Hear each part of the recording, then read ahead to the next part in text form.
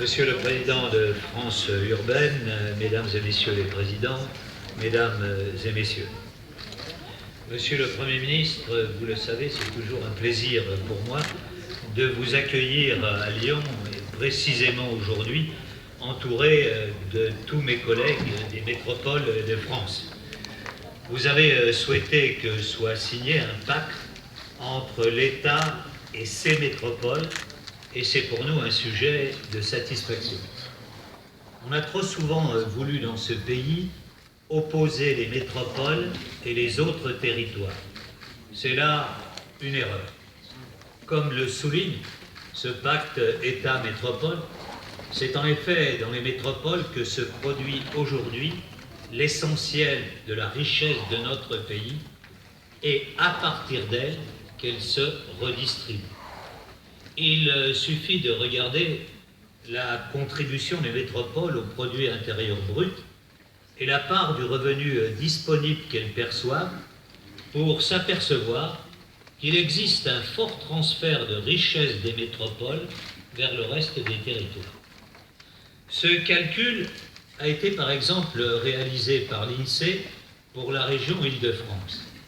Les résultats sont éclairants. Celle-ci contribue à 31% du produit intérieur brut français, mais ne perçoit que 22% du revenu disponible brut, ce qui représente un transfert annuel de 140 milliards d'euros. Nous avons voulu faire le même travail pour ce qui est de la métropole de Lyon. Et nous avons demandé à Laurent Davzy, grand spécialiste de l'économie géographique, de mener une étude sur ce sujet. Là aussi, le résultat est clair. Le PIB de la métropole de Lyon est de 58 milliards d'euros. Sur ces 58 milliards d'euros, 8 à 11 milliards sont transférés aux territoires qui environnent la métropole. Bien sûr, ce transfert bénéficie d'abord aux territoires les plus proches.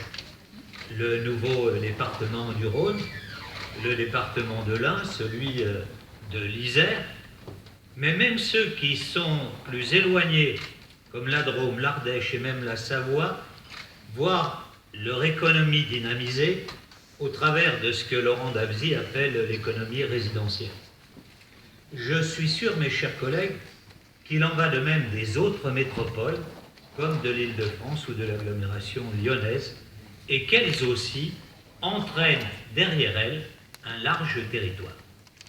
Le pacte prévoit d'ailleurs que des études soient menées pour mieux appréhender cette relation entre les métropoles et les autres territoires.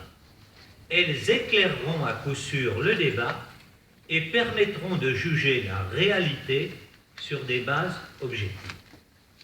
Monsieur le Premier ministre, mes chers collègues, ce n'est donc pas là où il existe des métropoles que se trouve le problème.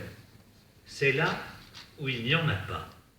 Et pour que ces territoires-là participent eux aussi de la dynamique globale, il faut sans doute repenser encore un peu notre architecture institutionnelle.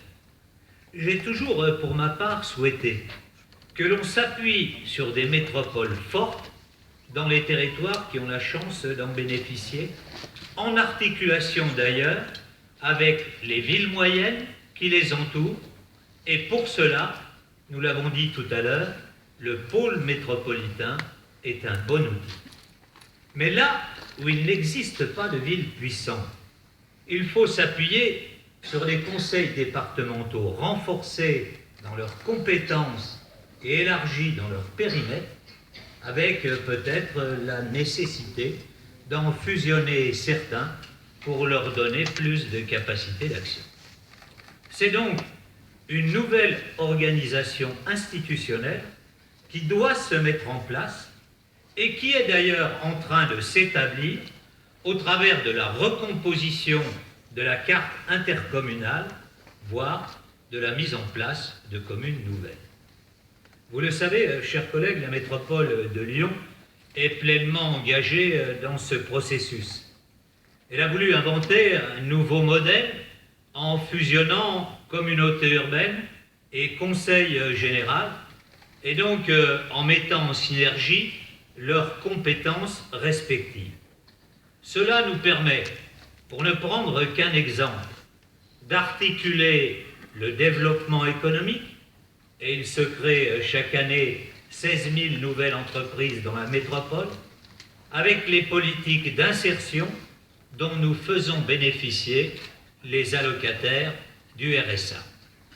C'est comme cela que l'on peut articuler croissance économique et dynamique sociale dans la construction d'une agglomération qui se veut plus équilibrée.